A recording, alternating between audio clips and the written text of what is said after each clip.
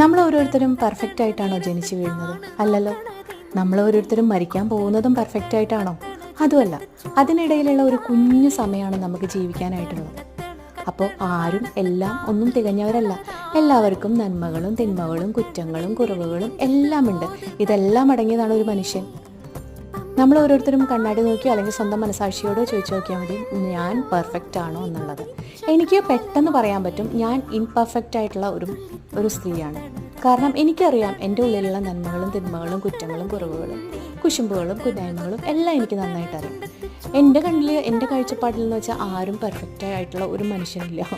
സത്യമായിട്ടും എൻ്റെ അനുഭവങ്ങൾ അങ്ങനെയാണ്. എൻ്റെ അനുഭവങ്ങൾ മാത്രമല്ല, എല്ലാവരും ആരും ഒന്നും തികഞ്ഞവരൊന്നുമല്ല.